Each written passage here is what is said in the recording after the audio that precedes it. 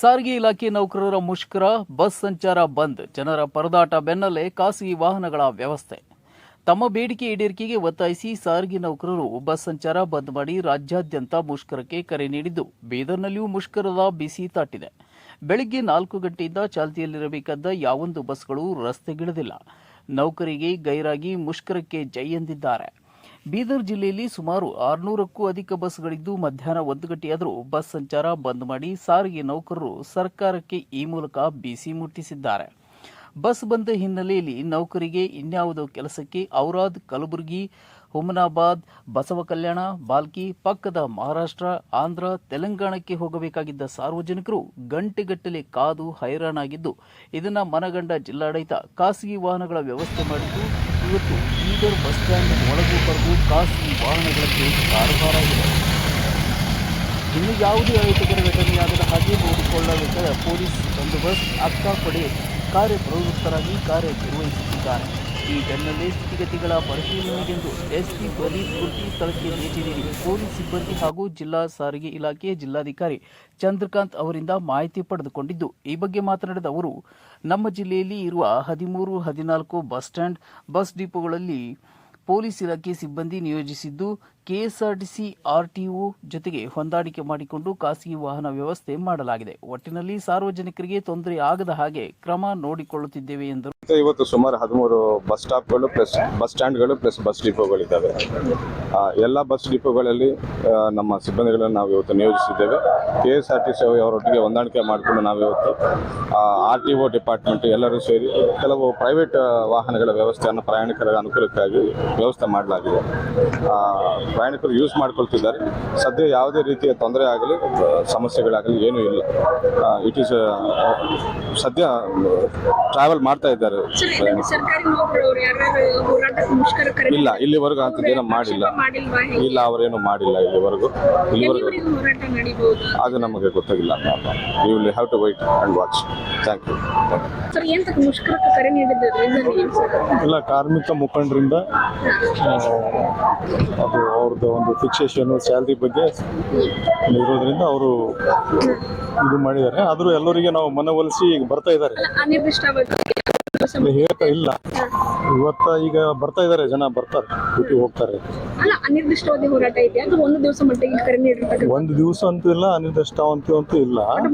ಈಗಾಗಲೇ ನಮ್ದು ಒಂದು ಸ್ವಲ್ಪ ಬಸ್ಸಸ್ ಎಲ್ಲ ಹೊರಗಡೆ ಆಪರೇಟ್ ಆಗ್ತಾ ಇದೆ. ಈಗ ಮತ್ತೆ ಅವರಿಗೆ ನಾವು ಮೋಟಿವೇಟ್ ಮಾಡಿ ಇಲ್ಲೆಲ್ಲ ಕರೆ ಮುಖಂಡರು ಅದರ ಎಲ್ಲ ಕರೆಸಿದೆ, ಎಲ್ಲ ಮಾಡಿಬಿಟ್ಟು ಎಲ್ಲ ವ್ಯವಸ್ಥೆ ಮಾಡ್ತಾರೆ. ಗೊತ್ತಾಗುತ್ತೆ ಇನ್ನೊಂದು ಸ್ವಲ್ಪ. ಈಗ ದಿನನಿತ್ಯ ಇಷ್ಟರೊಳಗೆ ಎಷ್ಟು ಬಸ್ ಸಂಚಾರ ಆಗ್ಬೇಕಿತ್ತು ಸರ್? 250 ಆಗ್ಬೇಕಾಗಿದೆ. 250 ಆಗ್ಬೇಕು. ಇದುವರೆಗೂ ಯಾವ್ದು ಒಂದು ಬಸ್ ಕೂಡ ಇಲ್ಲ. ಒಂದು 8 ಬಸ್ ಆಗಿದೆ. ಈಗ ಬೆಳಗ್ಗೆಯಿಂದ ಸರ್, ಬೆಳಗ್ಗೆ 4 ಗಂಟೆಯಿಂದ ಬಸ್ ಸಂಚಾರ ಇರ್ತಾ ಇತ್ತು. ಇವತ್ತೇನಂತಂದ್ರೆ ಬಂದ್ ಆಗಿದೆ, ಸ್ಥಗಿತ ಆಗಿದೆ. ಮುಷ್ಕರಕ್ಕೆ ನೀವೆಲ್ಲ ಕರೆ ನೀಡಿದ್ರಿ, ಸರ್ಕಾರಿ ಇದು ಸಾರಿಗೆ ನೌಕರರೆಲ್ಲ. ಸೊ ಬಹಳಷ್ಟು ಜನ ಸಾರ್ವಜನಿಕರು ದಿನನಿತ್ಯ ಸಂಚಾರ ಮಾಡ್ತಾ ಇದ್ರು. ಅವ್ರೆಲ್ಲ ಶಾಕ್ ಈಡಾಗಿದ್ದಾರೆ. ನಮಗೆ 2023 ಪೇ ಫಿಕ್ಸೇಷನ್ ಮಾಡ್ಯಾರ. 20 ಆಗ್ಬೇಕು, 23 ಆಗ್ಯದ. ಅದು 38 ದಿನ ಬಾಕಿ ಹಣ ಕೊಡ್ಬೇಕು ಅವ್ರು ನಮ್ಗೆ.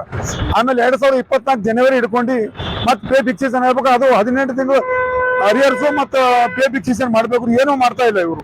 ಒಂದು 18 ತಿಂಗಳಿಗೆ ನೋಟಿಸ್ ಕೊಡ್ತಾ ಇದ್ದೇವೆ ಇವ್ರಿಗೆ.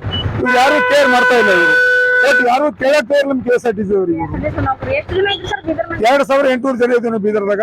600 ಬಸ್ ಅವ ನಮ್ಮಲ್ಲಿ. ಒಟ್ಟು ಯಾರು ಕೇಳ್ತಾ ಇಲ್ಲ ಗೌರ್ಮೆಂಟ್ದವರು. ಹಿಂದಿನ ಗೌರ್ಮೆಂಟ್ ಸ್ಟ್ರೈಕ್ ಮಾಡಿನಾಗ ಇವರೇ ಮಾನ್ಯ ಮುಖ್ಯಮಂತ್ರಿ ಹೇಳಿದ್ರು, ಏನಪ್ಪ ಯಡಿಯೂರಪ್ಪ ನೀನು ಕುರ್ಜಿ ಶಾಶ್ವತದ ಏನು, ಕುರ್ಜಿ ಬಿಟ್ಬಿಡು, ಹೋದ್ರು ಕುರ್ಜಿ ಹರಿಯರ್ ಕೊಟ್ಬಿಡು ವರ್ಕರ್ಗಂತ ಕಾರ್ಮಿಕರು ಇವರೇ ಹೇಳಿದ್ರು. ಈಗ ಇವರೇ ಮುಖ್ಯಮಂತ್ರಿ ಅವರ ಕುರ್ಜಿ ಬೇಕು ಅಂತ ಇವ್ರು ಕೊಡ್ಬೇಕಲ್ಲ, ನ್ಯಾಯ ಕೊಡ್ಬೇಕಲ್ಲ ನಮ್ಗೆ. ಇವ್ರನ್ನೂ ನ್ಯಾಯ ಕೊಡ್ತಾ ಇಲ್ಲ ನಮ್ಗೆ. ಅದ್ರ ಸಲುವಾಗಿ ನಾವು 15 ದಿವಸ ಮೊದಲೇ ನೋಟಿಸ್ ಕೊಟ್ಟಿದ್ದೆವು. ನಾವು ಮುಷ್ಕರ ಮಾಡಿದ್ದೆವು. ಎಲ್ಲ ಪ್ರಯಾಣಿಕರು ಸಾರಿ ಕೇಳ್ತೇವೆ, ನಮ್ದಿನ ತಕ್ಲೀಫ್ ಆತ್ರ. ಇದಕ್ಕೆಲ್ಲ ಹೊಣೆ ಗೌರ್ಮೆಂಟ್ ಅದ. ಇದಕ್ಕೆ ಇವತ್ತಿನ ಬೆಳವಣಿಗೆ 1 ಗಂಟೆ ಇನ್ನೂ ಕೋರ್ಟ್ದಾಗ ಹರ ಅಂತ ಏನೇನು ಡಿಸಿಷನ್ ಬಂದಿಲ್ಲ. ಮತ್ತು ಒಬ್ಬ ಕ್ಲಾಸ್ 4 ನಾವೇ ನೌಕರಿ ಇದ್ದೇವೆ. ಒಬ್ಬೊಬ್ಬರು 4 ಲಕ್ಷ ರೂಪಾಯಿ ಅರಿಯರ್ಸ್ ಬರ್ತದೆ.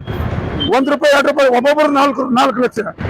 ಇವ್ರಿಗೆ ಬೇಕಾಯ್ತು MLA ಮಿನಿಸ್ಟರ್, ಇವ್ರಿಗೆ ಬೇಕಾಯ್ತು ದುಡ್ಡು ಅಂದ್ರೆ ರಾತ್ರೋರಾತ್ರಿ ಹೆಚ್ಚೆ ಮಾಡ್ಕೋತಾರೆ ಇವ್ರು. ಯಾಕೆ ಅವ್ರ ಗಂಟು ಸೊತ್ತು ನಮ್ದೇನಿಲ್ಲಲ್ಲ. ಅದು ನಾವು ಮಾಡಿದ್ದು ನಮಗೆ ಕೊಡ್ತಾ ಇಲ್ಲ ಇವರು. ಅದು ಸಮಯ ಟೈಮ್ ನೋಟಿಸ್ ಕೊಟ್ಟಿದ್ದೆವು.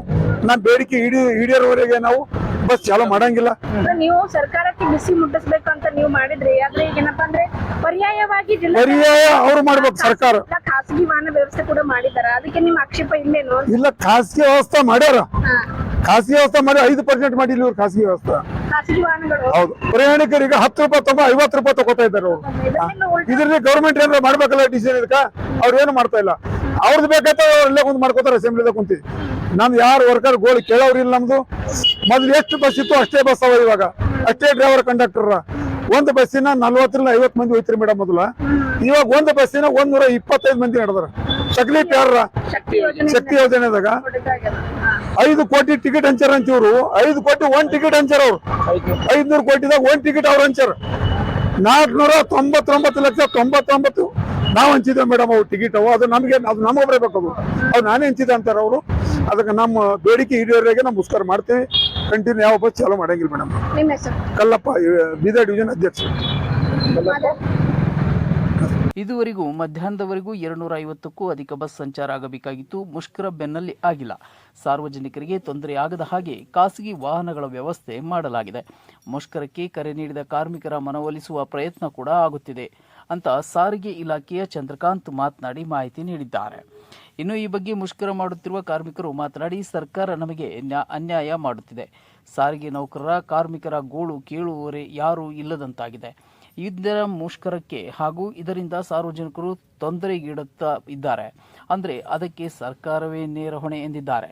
15 ದಿವಸದ ಹಿಂದೆಯೇ ನಮ್ಮಗಳ ಬೇಡಿಕೆ ಈಡೇರಿಸಿ, ಇಲ್ಲವಾದಲ್ಲಿ ಮುಷ್ಕರ ಕೈಗೊಳ್ಳುವುದಾಗಿ ಎಚ್ಚರಿಕೆ ನೀಡಿದರು. ಸ್ಪಂದಿಸದ ಕಾರಣ ರಾಜ್ಯಾದ್ಯಂತ ಮುಷ್ಕರ ಮಾಡಲಾಗುತ್ತಿದೆ ಎಂದು ಕಲ್ಲಪ್ಪ ಹಾಗೂ ಗಣಪತಿ ಮಾತನಾಡಿ ತಿಳಿಸಿದ್ದಾರೆ. ರೋಹನ್ ಮನೋಹರ್, CNN ಕನ್ನಡ, ಬೀದರ್.